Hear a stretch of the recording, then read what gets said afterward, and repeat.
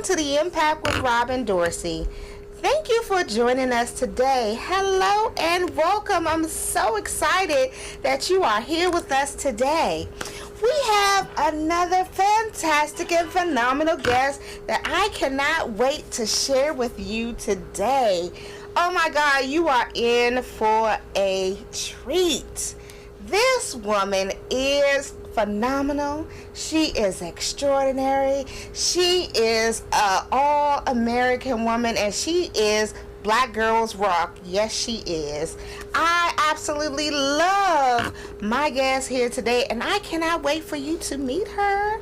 So without further ado, I am going to tell you about my wonderful guest. How y'all doing today? I hope y'all doing well. Thank you for tuning in. And of course, if you have any questions that you would like for us to read and you're here with us live, I will be reading some of the questions that we see on the Facebook feed. So feel free to come on and chime in with us. You know we love you. We'll be ready for you. So without further ado, let me introduce my guest. My guest tonight here in the studio is no other than Christy Rutherford. Now, this woman is extraordinary. Let me tell you a little bit about her. So first, she has a Harvard Business School alumni and certified executive leadership coach from Georgetown University. She assists leaders with seeing a greater vision of themselves and unraveling the web that was weaved around them. Phenomenal. One of her famous quotes that she loved from Iyanla Vanzant, and remember, I interviewed her in Essence just a few months ago, and she was fantastic too. We love you, Iyanla. Said, you have to be clear on what you do and who you being. Her gift is getting people to see a greater version of themselves. Who don't want to see the better you? So I love that. She's phenomenal. I'm telling you. We haven't even scratched the surface yet. You just wait. This maximizes their potential and inspires them to give 120%, not 10%, not that 80 and 20 that everybody keep talking about. We don't want that. We want that 120% that we strive to be, because they aren't held back by self-limiting their beliefs. She does this through coaching, training, and writing her fabulous books, and we're going to talk about all these wonderful books she has. I mean, this lady has like 50 books over here on this table. I love it, but she is all that in a bag of chips. That's why she has so many wonderful and phenomenal books and all the other things that I'm about to share with you about her. Now, leadership is tough. Leaders worldwide sacrifice their personal lives and professional accolades, leaving them unbalanced. That is so true. If anyone out there is an entrepreneur, you know that our jobs are not a 9-to-5 job.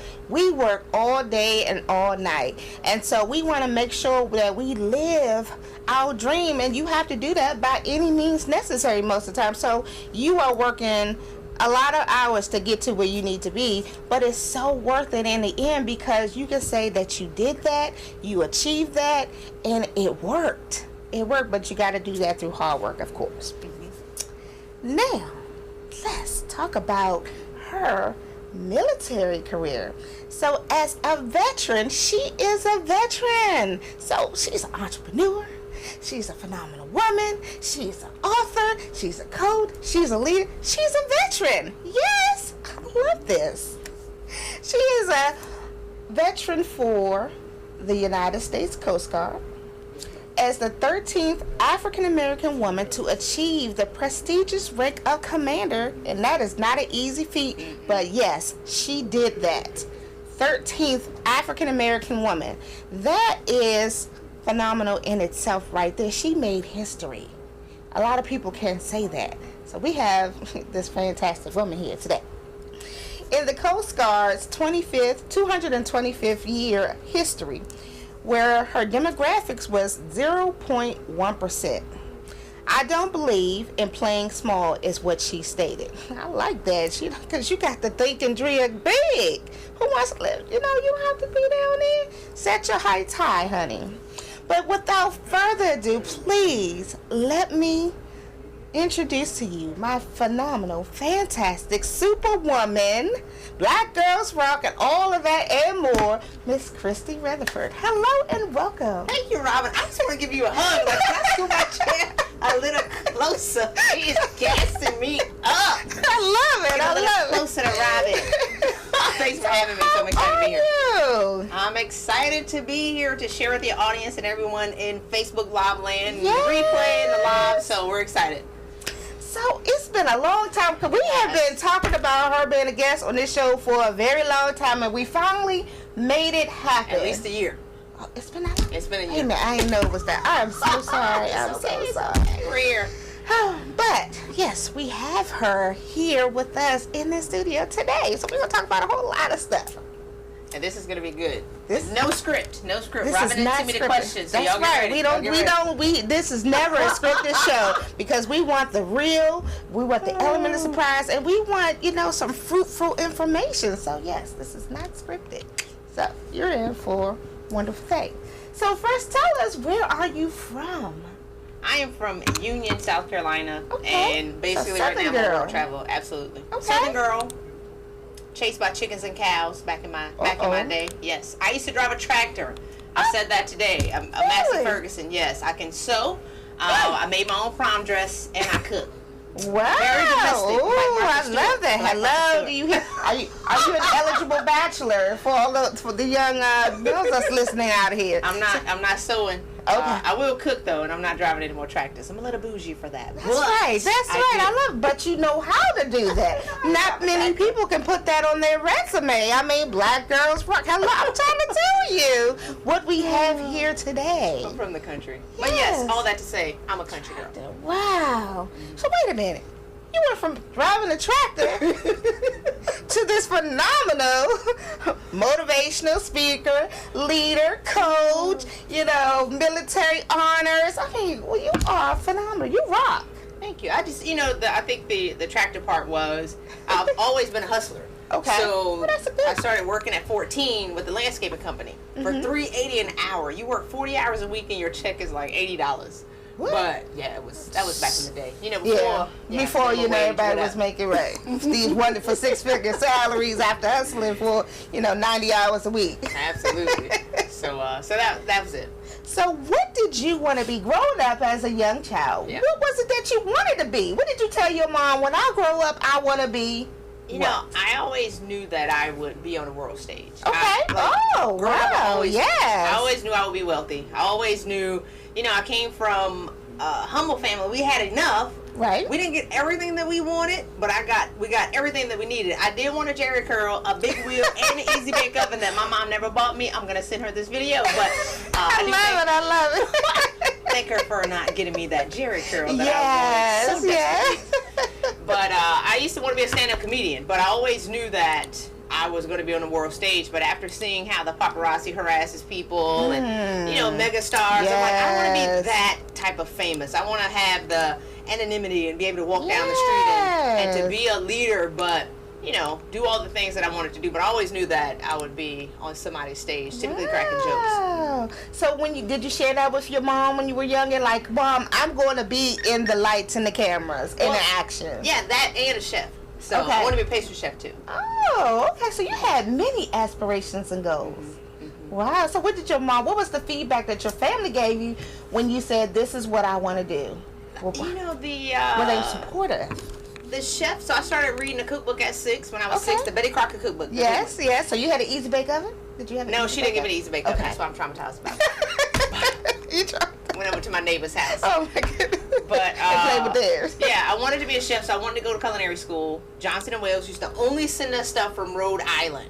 And shout out to Rhode Island, David. He always watches the show. Rhode Island, so they only sent us stuff. This is pre-internet. Right. So I only got stuff from Rhode Island, not knowing that there was a Johnson & Wales in Charleston. Okay. And I didn't find that out until I was in college already. So my mom was like, "You're not going to Rhode Island. Right. That is too far. Yeah, it was too far. So I ended up going to culinary school later on when I was in the Coast Guard. I ended up going in Houston, so I still fulfilled that dream. Okay. So after that, so you wanted to do pastry chef. Well, so let's talk about that. Let's dive into that a little bit. So how was your cooking skills at that time? So I've been baking since I was 11. Okay. Yeah. So I will make cookies. You know, it could be I shifted from the sliced cookies. You know, the Pillsbury with the roll. Yes, and then we loved started those making, back in the day. Yeah, chocolate chip and oatmeal raisin, and my mama let me bake cakes and stuff like that. So in order to bribe my friends to come to the house, I would say, "Hey, I'm making cookies." Oh, I love that. See, she was an entrepreneur at 11. Yeah. And they would be like, "No, you making some cookies?" Right. You're like, "All right, fine, I'm gonna come now." So just because you're making cookies, I'm coming through. Yeah. So. Wow, I love that.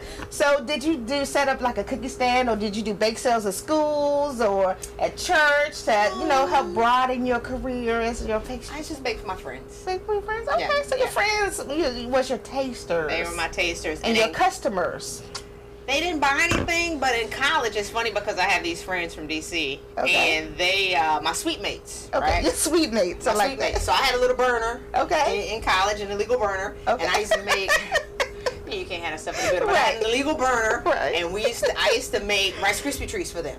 So I became known as the woman who made the Rice Krispie treats. Wow. And my friends from DC, we still crack those jokes. It's 20 years later. They liked the buttery, so I had to add 2 times the amount of butter. Oh, because we ladies. like our butter and our sugar. Yeah. Okay. So that's, just baking as a hobby. I've always wanted to do that. So do you still bake a little bit now, or you kind of put that to the back burner just for a little bit? I'm busy. As an entrepreneur, it takes so you don't have time to be baking. I love it though, yeah, but it's tough. So I do bake during the holidays sometimes, but I don't do it as much as I want to, which is my family, my cousins. I actually took some pictures 2 years ago. I would make the dough and send it to them.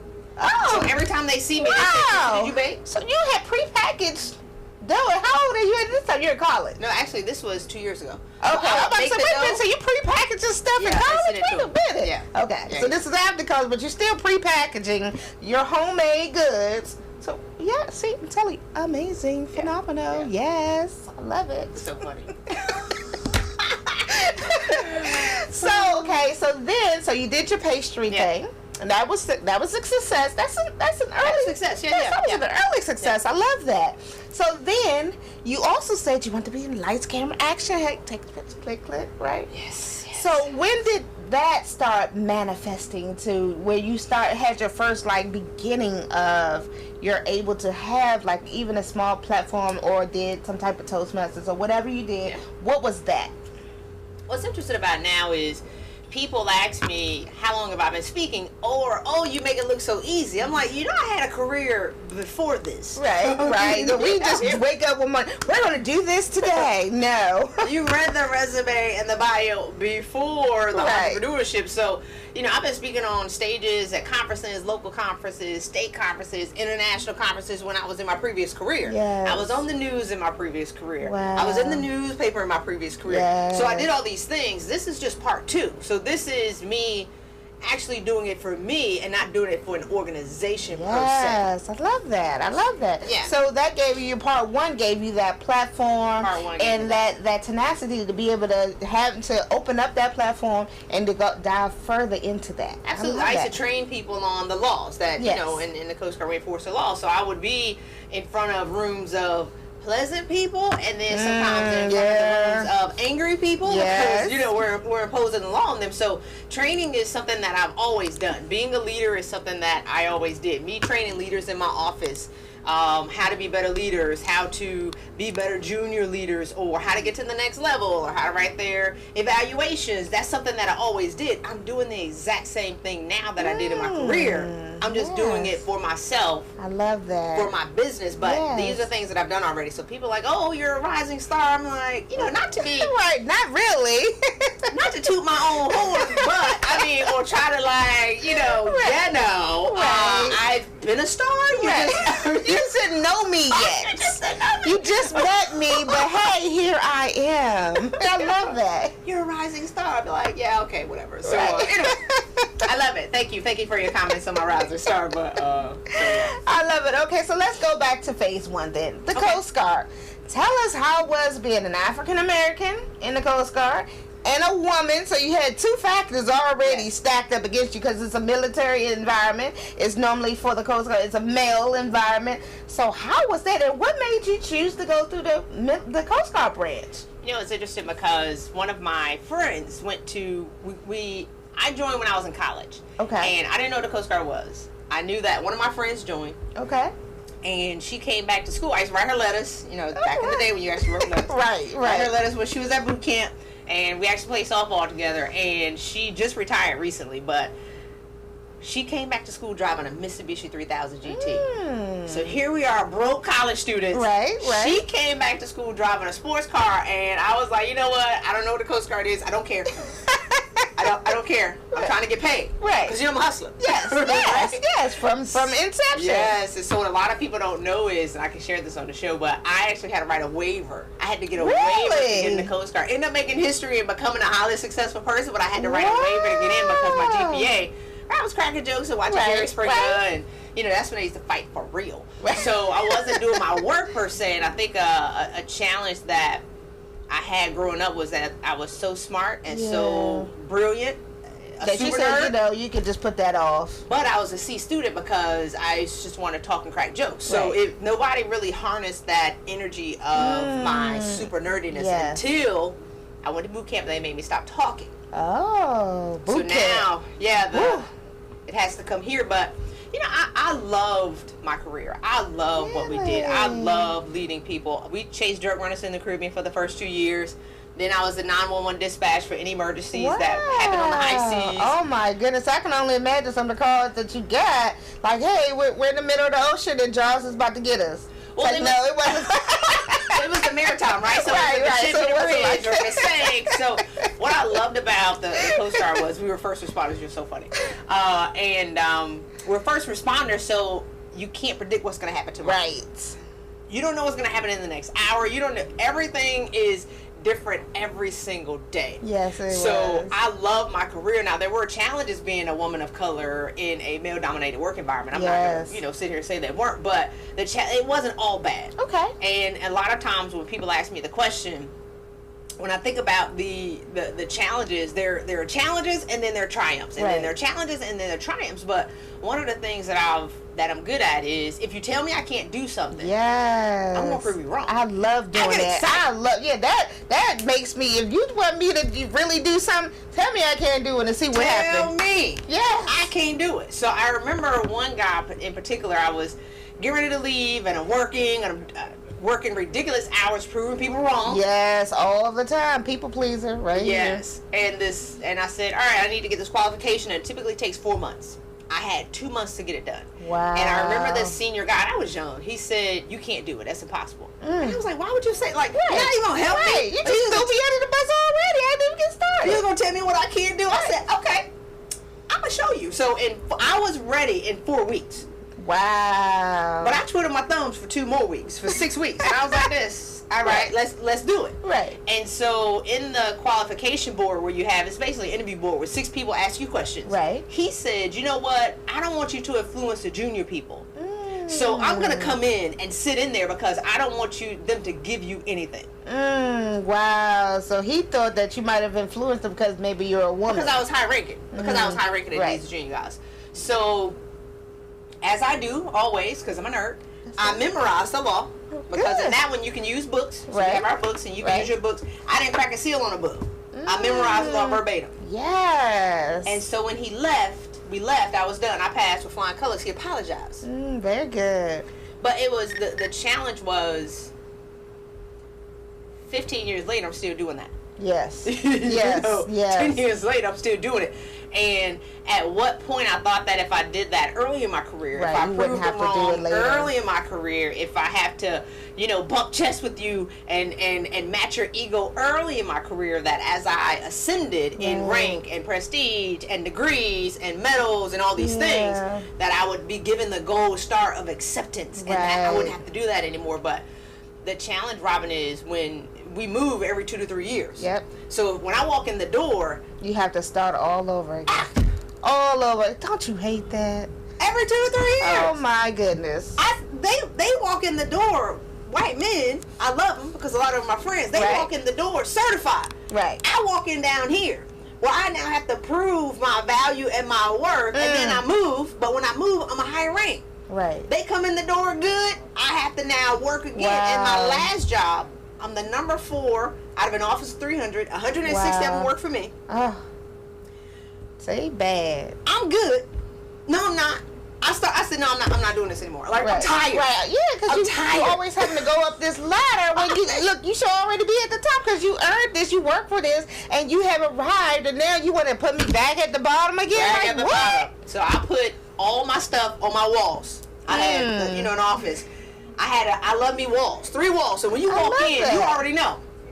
I'm Queen Bee when you walk in my office. I'm not going to tell you no more. Yes, hello. Sometimes you do have to. Sometimes people say, oh, well, I don't want to brag, so I'm not going to bring my degrees in the office. You work for that. Yes.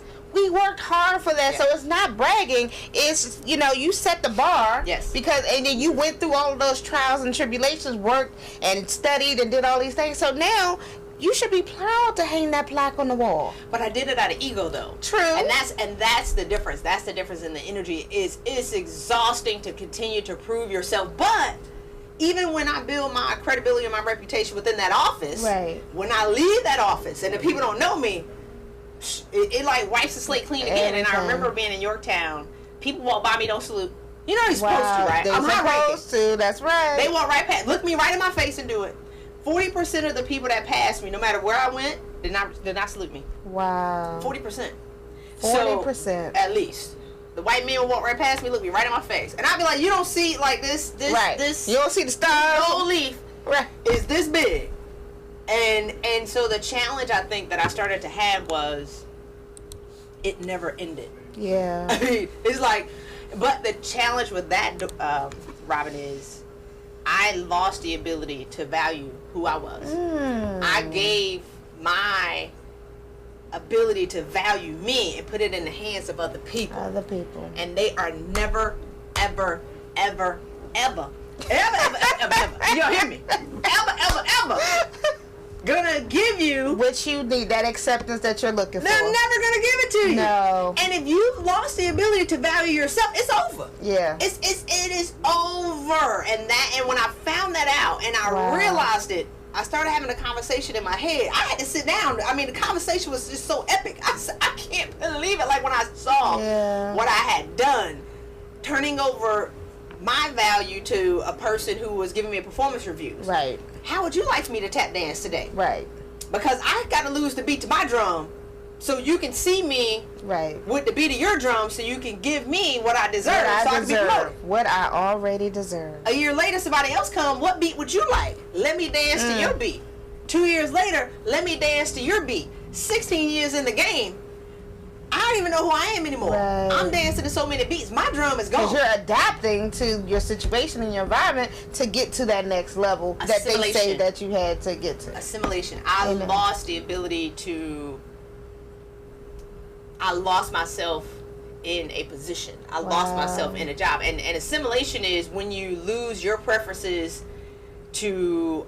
and adopt the preferences of the majority in order to fit in. A lot of women do that. A lot of successful women, we lose our ability to be empathetic. And this is a Harvard Business Review. We lose the empathy and the compassion, and we adopt male behaviors in order to fit in with the men. And I'll say this, and then I'll move on. But one of the things was I assimilated so much. I played the game so much. People say, well, I don't see color. You don't see color because I'm acting like a white man. Exactly. Wow. So you don't see color when you see me because I'm acting just like you. Right. I'm mirroring you in your behavior, in the way you walk, in the way you talk, in order to fit in with you. Wow.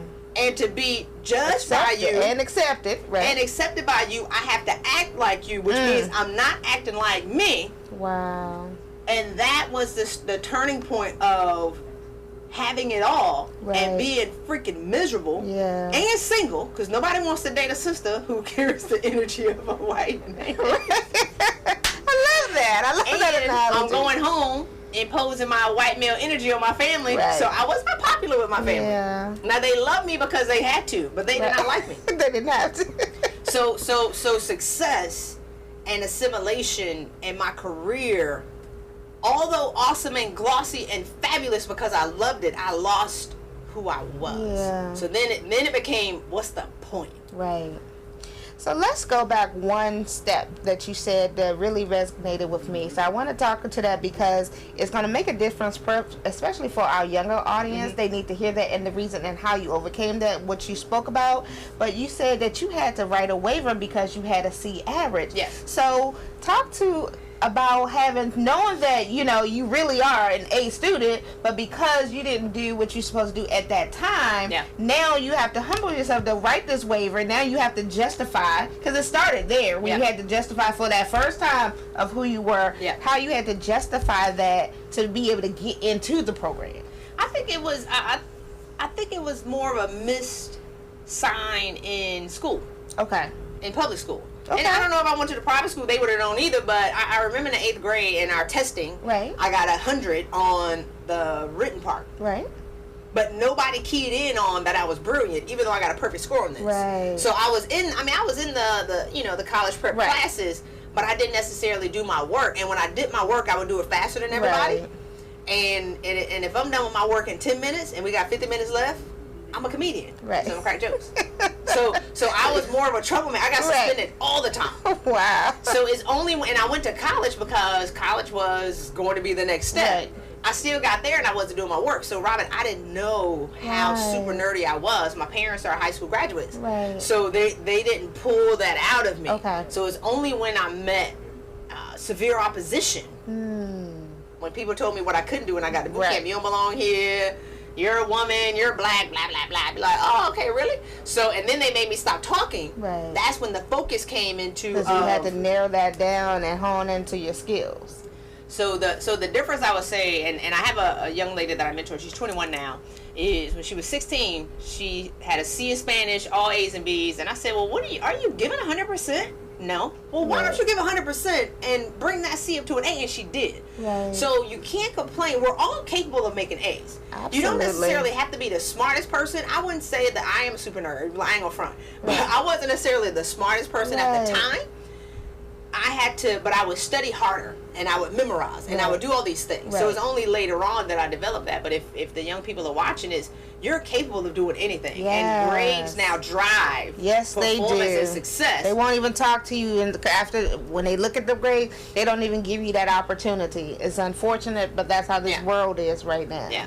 But, when I think about education, I took the SAT 5 times. I could not get over 900. I'm not a test taker. I took the GRE A. I was like, did they give me 200 points for write my name on this thing? Because they do tell you that. Like, you get to. Right. But the GRE was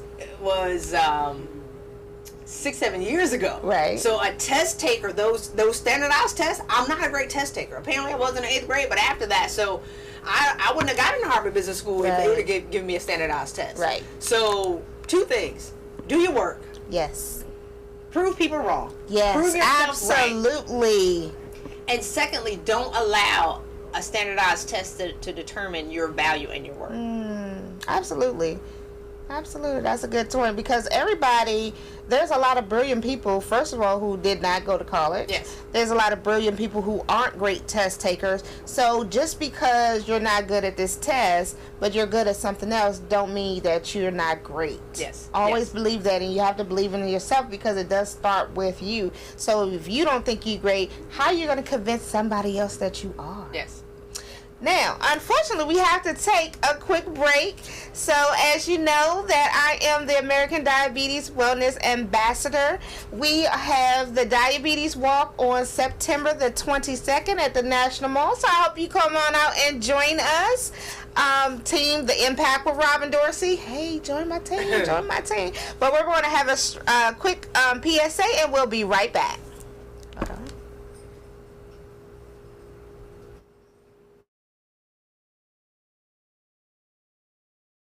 My name is Robin Dorsey. I'm an American Diabetes Wellness Ambassador and type 2 diabetic. I'm also a Red Strider. A Red Strider is a person living with diabetes. I want to tell you that you are not alone. There are 29 million Americans that suffer from diabetes. My name is Amari Mock, and I'm here to stop diabetes. I'm Major McKinley Lewis. I'm a type 2 diabetic. You are not alone. Stop diabetes. My name is Isaac Clayton, Fort Washington, Maryland alumni chapter of Kappa Alpha Psi Fraternity Incorporated. I have type 2 diabetes, and you are not alone. My name is Tornia. I have type 2 diabetes. You are not alone. We're not alone, so let's stop diabetes. Miss Russell, I'm a type 2 diabetic, and I'm walking so you don't have to stop diabetes. I'm a type 2 diabetic. Help stop diabetes. I'm Rick Doc Walker, former Super Bowl champion with the Burgundy and Gold. And I'm here to help stop diabetes. Stop diabetes! Stop diabetes! Fort Washington Capital, stop diabetes! Stop diabetes! Stop diabetes! We are the Qs, stop diabetes! Team Fitness, stop diabetes. MJ All-Star, stop diabetes. Stop diabetes! Ebony Wings, stop diabetes! Stop diabetes! Support to stop diabetes. Stop diabetes. Visit www.diabetes.org for more information. Stop diabetes. Welcome back. Hello. I hope you enjoyed our PSA. Over 30 million people are affected by diabetes, so please help us to stop diabetes through donations or walking with us to help to spread the word and awareness. Having some issues today. What is going on? Anyway, so when we left before the break, we were talking to the phenomenal and extraordinary Christy. Hello? Hello. Yes, and she was telling us all of this. Hey, wait a minute. Yeah. So we are fools. Hello. You know, we are not just this stuffy old talk show. No, we're not doing that. That's not how we roll here. But she was telling us how she handled adversities, how she handled her wonderful spirit of being an entrepreneur when she was at the wee age of 6 and on. So yeah, so let's get back to it. So welcome back. Thank you for having me. I'm glad everybody's still with us. Yes, and actually Rick Titus says great show. So thanks you, Rick. Thanks for watching. Hey Jay, hey Onyx, we love you all. Yes. So you were telling us how you mentor young women. Yes. And older people as well. So she does not discriminate. She mentors her, and it's not just women. She will mentor men too. So don't feel left out. She interviews the world, and mentors and coaches and teachers too. Anyway. You're so funny. Well, yeah, it was a mentor. It's interesting because I met a young man yesterday, and he rock star at 21 who wants to be greater, and to be a better leader. And so I do work with women, but I have male clients too. See? So she doesn't discriminate. So yeah, you know, and the what you talked about in the beginning is my gift. I get people to see a greater version of themselves, so I can see who he can become. I mean, even at 21, 22, 23, I had a vision today that I said, I can't wait for you to see who I saw. So one of my clients that I worked with a couple of months ago, he said, Christy, when you met me, how did you see me? I said, I see you for who you are now. He said, no, what do you mean? Like, no, I want to know, how did you see me? I said, I see you for who you are now. Right. So I can see people for who they are in the moment, but then not who they are. I can see people for who they can be, which gets me in trouble in relationships because I always see your potential. Yes. But it's not who you are. Right. I'm just playing, but like, that was your representative that I met, and he's still going to be there a couple of months later, so you're canceled. Well, it's good and bad because I've also worked with entrepreneurs like that, where I work with them for their potential, but I'm paying them the full price for who they are. So it's good and bad, but that's what I could do. So I like to see people for who they can become, and then do the work when a commitment is made to assist them with becoming who I see. Right. And that's typically a greater version of themselves. It's so good. That's my joy. That's fun. When did you start, or when did you have the itch? You know, because entrepreneurs, we have all kinds of itches. An itch for, I want to start this business. I have a great idea. You know, my famous thing that I say to my family and friends, I was thinking. They was like, oh my God, here she go again. She have another idea. What you doing now? I'm just like, come on don't be like that. But they was like, every time you say, I was thinking. So when did you know or realize that, you know what, I want to share my gifts and become a mentor or start mentoring individuals to be able to reach their full potential and their greatness? Well, I always knew, even in my career, even though I was successful, I always knew that I belonged somewhere else. Right. So when you talk about destiny and your plan and the plan was for me to always be who I am now. Yeah. But I developed my plan because I was a broke college student. Right. So I went that way. Right. And you got to pay the bills. You still got to pay the bills. Yeah, but at a certain point, a lot of people stay down that road where they continue to go that way, and they're miserable. Absolutely. So even though I was successful in my career, I would look out the window and say, man, the business world is missing me. Like, I love just business and hustling. I mean, that's who I am. So eat, sleep. Yeah, so I always knew that I would have my own business. I always knew that I would write books. I always knew that I would do these things. But when at about 16 and a half years, with 3.5 years left to retire, actually, it was in 2009. So that was at my, I don't know, how many years did I have in it?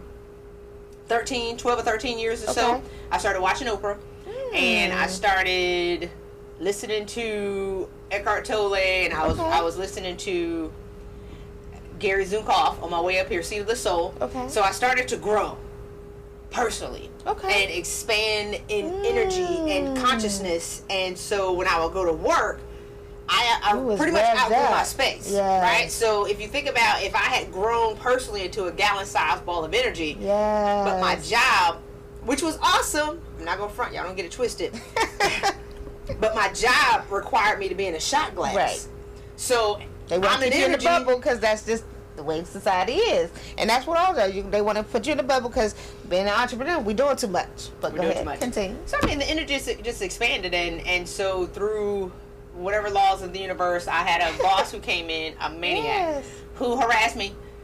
Just a lunatic, and I didn't know at the time that it was the setup to get me to who I am and what I'm doing today. So I resigned with 3.5 years left to retire. 3.5 years left. You gave it all up. I gave it all up. Not essentially. No, I did at the time. Yeah, it was insane to leave, but the story, there's a different story behind it, but the true story was I created it because I wanted this life. Right.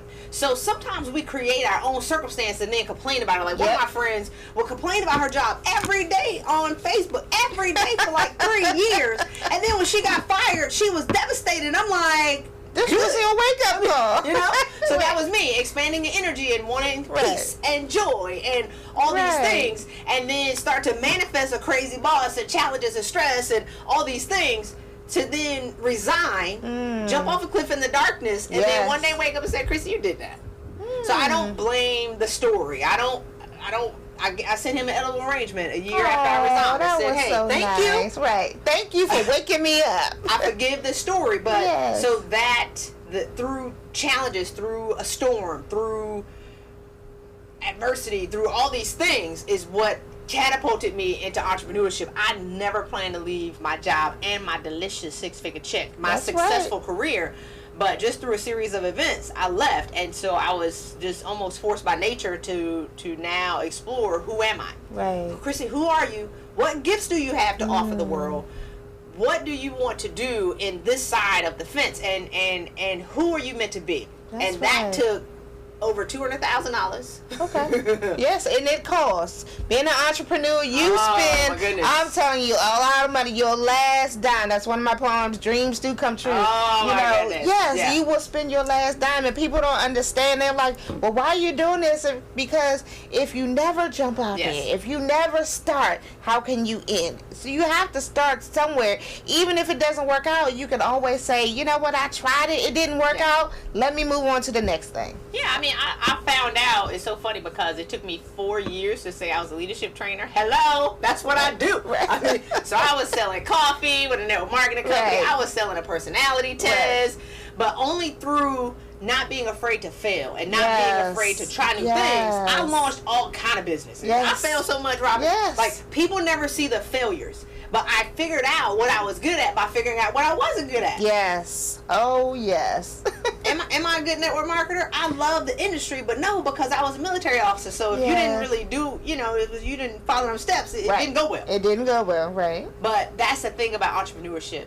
is you can't be afraid to fail. You Right. can't be afraid to step out and try new things. And you typically figure out what you're good at. That's right. By failing, and then be like this. Okay, so I'm gonna leave that to somebody else. But what else Right. can I do? So you Right. saying, I was thinking so this isn't working, Right. and I can't quit. Let me try something else. Right. Yeah, I love it. But see, my problem is, let me tell y'all what my problem is. Have you all already know, because you see me all everywhere. So my problem is, I don't stop doing any of the other stuff. I keep adding. You can add. But then I got like 20 jobs all at the same time. So 7 days a week. You know what I'm saying? I do 2 or 3 of something 7 days a week. People like, well, when do you sleep? I'm an entrepreneur. We don't sleep. You need a coach. You need a coach. I do need a coach. You're gonna help me out. You're gonna help me, because I do need to cut back some of these things. You know? See, that's the part of the people pleasing too. Because I'm like, oh, and because I coach people in mental small businesses and things. Because contracts, this is what we do. So I'm like, oh, I hear their dreams and their visions, and they go, and I get so excited about what they do. And I'm like, yes. And they was like, can you help me? And I'm like, yes. But I have like 20 other jobs. Yeah. So like, I should have been saying no, but because I believe in you, because I want to help you, it's always a yes. Yes. But now, I'm sleep deprived. I'm about to fall out because all the candles and all incense sticks is burnt. No, I get it, because I am hiring my coach for that reason. Okay. Because leaders who serve, we're humanitarians. Yes. We want to change the world. But the problem is when you don't put a value on your time. Yes. And because people will use you, you allow them, so you can't be mad about it. So I hired my coach because I'm like, I should be further along in my business than I am. What am I doing wrong? What I was doing was I was assisting other people to the detriment of my business. Yes. I'm growing their businesses. Yes. And if I can't give 100% focus into my business, and I'm doing 10 different things. Right. What is the one that you want to do? I want to do one. I want to do 10. Right. No, Christy, what is the one? Right. So he and I keep doing this. And I'm like, no. Stop. Don't make me focus. And then it became, no, I can't talk for free. Right. No, I won't coach you for free. Now I love you. I'm a humanitarian. But now it's almost laughable because people will say, hey, Christy, what did it take for you to become who you are? And I said, well, or what did it take to become a #1 bestseller? Right. Bestseller didn't start after I published the book. It started actually 15 years ago when I was writing those evaluations and all these other kind of things. And they would say, well, what have you done? I want to speak and I want to write and I want to do these things. Well, to develop myself and hone my craft, I've spent about $200,000 post-career. Yeah. People don't understand the cost. These things. And they say, well, can you mentor me for free? I'm like, what? Right. You out your mind? No. I love you, though. Right. I'm a humanitarian. Right. It's not personal. It's just business. It's just business. And people take it personal, but time is money, and then you will pay for to get your hair done. You will pay for everything else. Turn up. $300, $500 to that show, but you won't pay to invest in yourself. Yeah. And I'm not saying that, because there are some people out there who say, yes, pay me to be your coach or your leader, and then they do take advantage. So we're not talking about those people. We're talking about the genuine people who want you to succeed, who give you the plan and the tools that you need to be the greatest person that you can be. We're talking about those people like Christy here. Well, one of the things that when I think about coaching, you have to choose somebody who has the results that you want. One of my previous clients said she had a 22-year-old coach. And she's 40. I said, what is this person teaching you? Not knocking the 22-year-old. Right. What do they know about life? How they coach you on life? They ain't been on this earth long enough. There are a lot of, I love the profession of coaching. And coaching is something that I do. That is what I did anyway. Right. And I went to a conference, the Blacks in Government Conference in 2006. I love Blacks in Government. Big, shout out to Big. Shout out to Big. And this lady was talking about coaching. I said, oh, that's what I do. They have a name for it. So coaching is a label of who I am. It's just a label to get a certification for what I do naturally. So a lot of people get their coaching certifications in a Cracker Jack box. You better watch out. Yes. You need to figure out where people are getting their certifications from. How can you be a master coach in a weekend? Come on, man. In one weekend, one whole weekend. So make sure when you're coaching or when you're seeking a coach that the person has the results that you desire. You can't have a coach to teach you about entrepreneurship and they got a job. Yes. Seriously. Yes. You can't get a coach who's young, who's 22 years old, not knocking at 22-year-olds, but and have them be your career coach, and they never got a job. Like, I'm just saying, just use some common sense when it comes down to who you're common sense. I love that. Serious about that thing. Serious.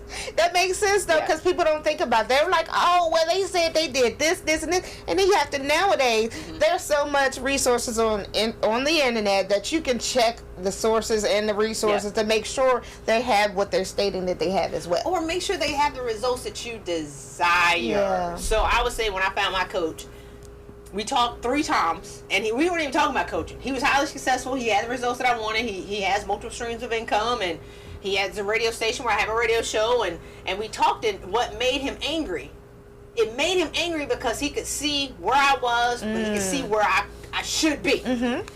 And he was just like, wait a minute, who's your coach? Right. And at the time, I've had 5 coaches. Wow. But there's a time where some coaches aren't meant for you. Right. Leaving my career, I needed a coach. Absolutely. After I left my career, I needed a different type of coach. Okay. Then I needed another coach. Now I got all these products and these businesses, and nothing's going right because I'm a humanitarian giving away for free. Hello. I needed a different type of coach. So him getting angry, he was almost angry. He didn't know.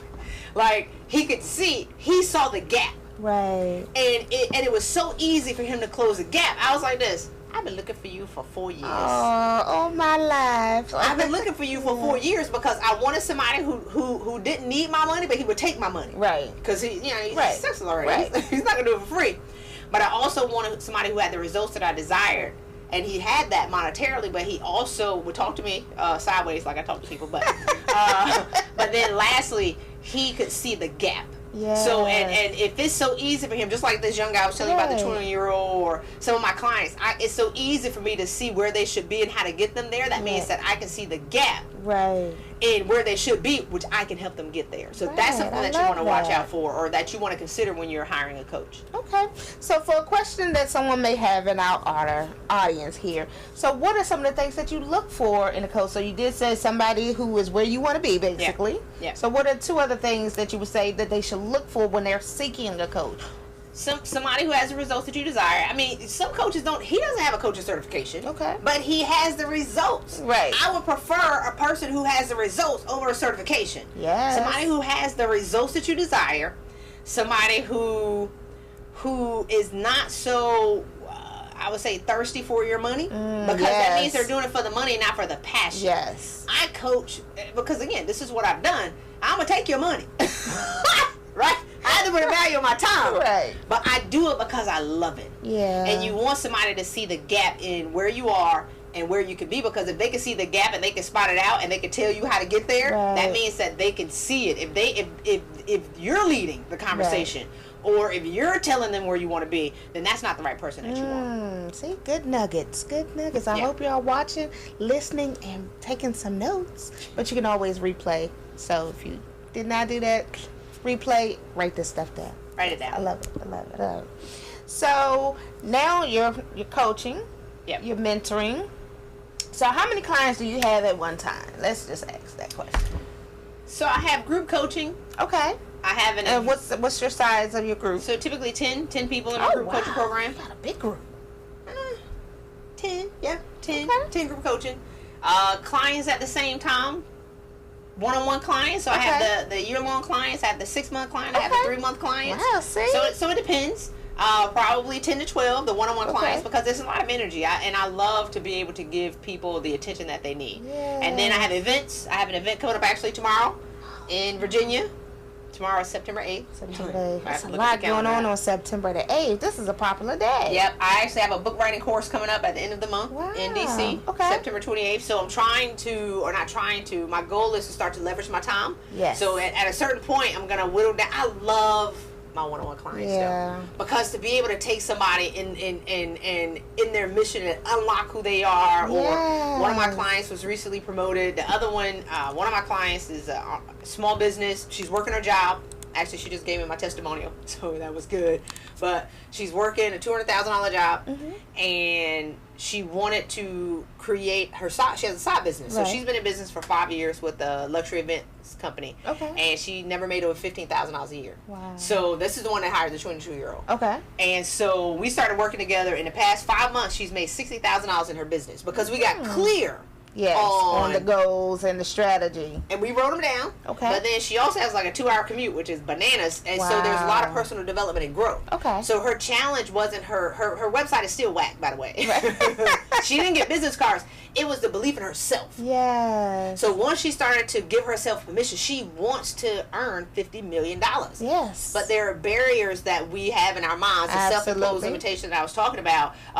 You shouldn't be wealthy, or how much money is really enough, or coming from a family where those goals weren't necessarily realistic, a priority. Right. Or realistic, because they're like, well, why? I've had people ask me, well, you're doing great, you're very successful, and you have all these degrees, so what else do you want? Why do you keep on doing all of this stuff? Because it's just, I have not reached my potential where I want to go, so I'm going to keep climbing that ladder until I get there. I'm not going to just stop right here, because it's not where I'm supposed to be. I know that my passion and my purpose was meant for more, so I'm not going to just stay right here. But for people who it's okay for that, they don't understand that entrepreneurial spirit, and why do you keep on? Why do you feel like you need more? Let me tell y'all something. I love this. Aretha Franklin sang till the end. Yes, she did. Aretha Franklin canceled concerts and then passed away. She didn't fall down when they diagnosed her with something and say, oh, what was me? I'm out of here. Right. Aretha was singing. So as everybody's mourning, I said, I don't mourn people who live their life. Right. Aretha went for it. That's right. As Aretha Franklin went for it. So you can't look. Everybody's not gonna want to achieve high. Am I screaming? I got kind of loud. You did. Tell the engineer to turn the mic down when you're playing. I get excited. Everybody's not going to want to pursue their full passion, and that's okay. Just stop talking about the people who's going for it. Right. Everybody doesn't want to be a commander or a lieutenant colonel in the military. Everybody doesn't want to go to the executive level. Even my clients' friends.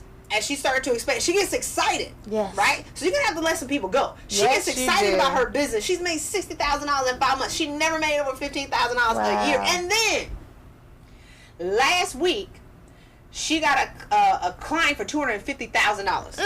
See, look at God. Like she wanted to replace her $200,000 income and Robin. Because now we're activating the law of attraction. So we're doing these universal forces. Yes. Her job was like, hey, this is so funny, but it's so good. I'm like, you can't make this stuff up. Yes, I love it. Hey, you know what? We want to renegotiate your contract. They're going to pay her double, and she's going to work half the time. Yes. So her job is now going to pay her $400,000. She's going to work half the time. Her business is taking off where she got a client for $250,000. She's made her $60,000. I mean, so anything that you want, ladies and gentlemen, everything that you want wants you. Yes. Every vision that you have that's within you wants to come out, but will you let it out? Or will you settle for have-lived life? Will you settle for, I don't have enough time, I don't have enough money, and Robin, you already know, it is never enough money it's to never do anything. Enough money, because you always, an idea, I'm telling you, I have an idea. You'll never have enough time. There'll never be the perfect time. You'll never have enough money. You just have to start with what you have, with where you are, and start to prioritize some of your things. Start to prioritize your money. Don't tell me you don't have money for coaching and you driving a car with a sunroof and leather. Don't tell me you don't have money to do certain things for a business. Like I was in this network marketing company. I see 5 flat screens. What have you sacrificed? Because I'm sure when you're an entrepreneur, you're a hungry entrepreneur, when you don't have a job, you sacrifice, you start to sell stuff for your dream. Yes, you do. You get loud on the microphones. Right. We start talking about dreams and passions. So everything that you wants you. Everything, every vision that you have, and those secrets that you're hiding, you're stuffing away, and you're drinking away, and you're getting a therapist, that's your destiny wanting to come out. And I'll say this, and then I'll let you ask some question. Depression is destiny suppression. Depression, destiny suppression. So people are depressed and they're on medication because, what was me? Look, get it together and go do something. Yes. Start where you are with what you have. You have everything that you need to live the life that you desire, but you have to take action. Yes. Walking in your purpose. Walking in your purpose. I love that. I got loud. It's okay. It's okay. That's because we have all of this passion inside of us. Yes, I drank some coffee before I came too. So let's talk about your books, because you have like 50 books over here. No, I'm just exaggerating, but she does have a lot of wonderful books because she is a phenomenal author, best-selling author. So we're gonna go through. Let you go through each one of those, and then we're winding down. This is 6 of my 8. Okay. 6 of her 8. Champions. So talk about it. Okay, so we'll do it very quickly. All right, this is the first book that I wrote, Rules of Engagement for the Civilian Job Market. So this was a book that I wrote to my friends, really, to teach them how to get a job when they got out of the military. I was offered 30 jobs, 36-figure jobs. Yeah. So I tried to figure out, what did I do and why aren't veterans getting jobs? And I'm glad I wrote this book because I had so much, this was 2014, so much passion for it. Now I've moved on to other things, but that's a great book. I recommend it to all my friends. Champions Never Tell is a book where it's 7 women. We talked about being harassed in the workplace. Sisters surviving storms in the workplace. And this is, if we could do it all over again, what would we have done to save ourselves? Philosophies of Spiritual Leaders. I featured 10 spiritual leaders and their quotes, and then what I thought about it.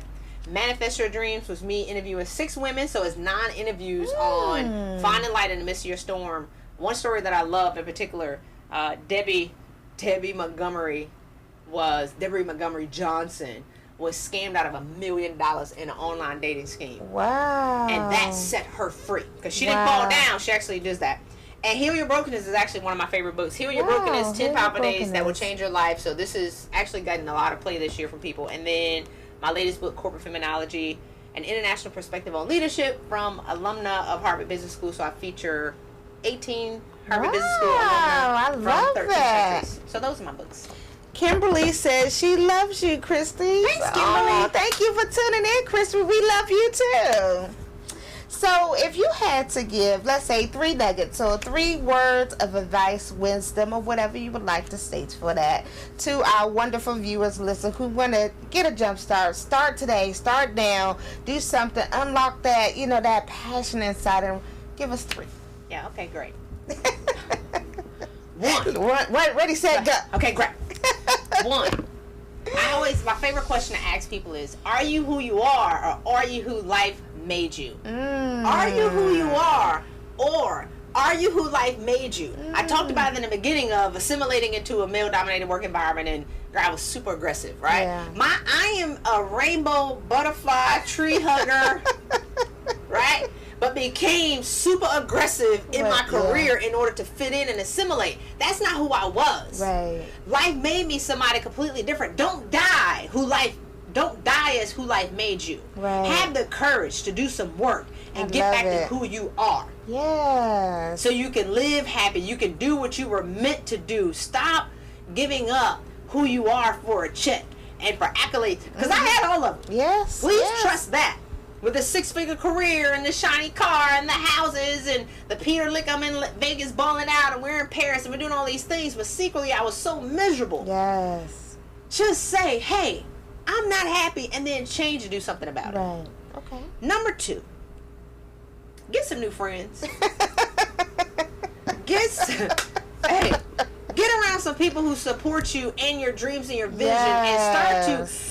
The universe doesn't give you what you want; it gives you what you have room for. Amen. So if you want better friends, if you have to worry about your friends stabbing you in the back, you have the wrong friend. That's right. I don't have to worry about what my new friends saying about me or what they're saying about me behind my back, because they can give me public love on Facebook, socially. Right. They can shout me out in public, so I don't have to worry about what they would say about me behind my back. That's right. Number 3, if you're an entrepreneur and you going through it, because you got to be crazy to be an entrepreneur. Yes, you do.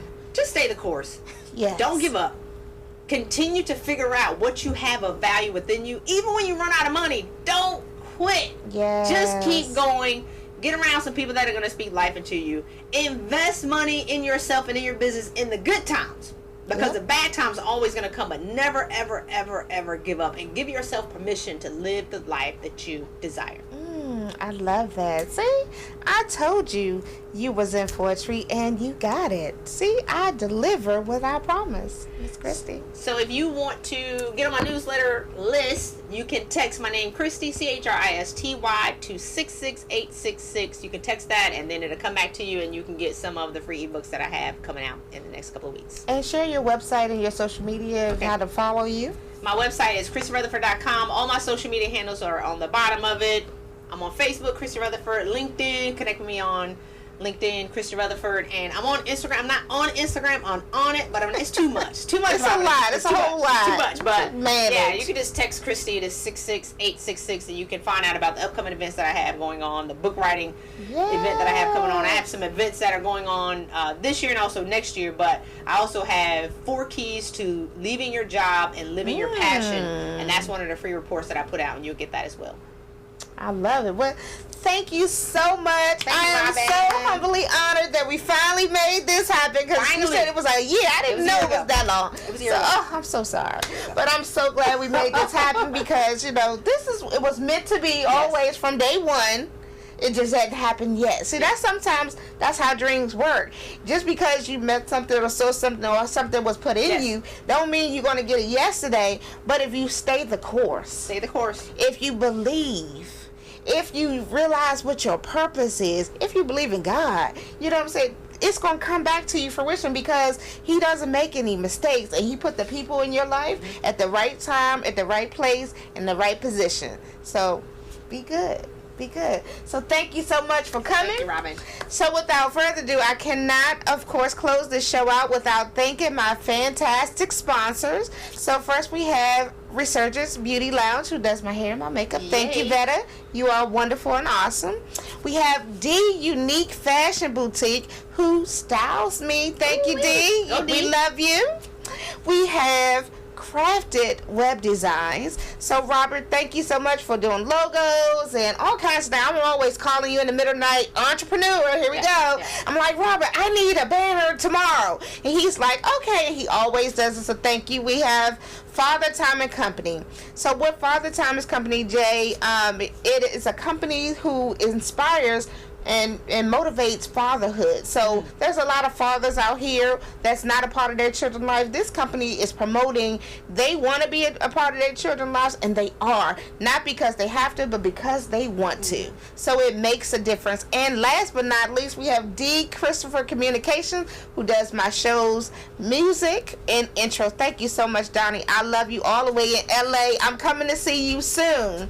But thank you so much. And of course, I cannot do this without my wonderful friends, family, supporters. Without you, there will be no me, in a sense. But without you, there will be me, because God and my parents made me. But, you helped to keep me thriving, and I could not do this without you. So I thank you from the top to the bottom of my heart. This is The Impact with Robin Dorsey, coming to you live with Christy on WBGR Sports and Entertainment Network. Thank you so much, and we will see you next week with another fantastic and phenomenal guest, as we do. Bye, everyone. Bye-bye. We love you. Okay.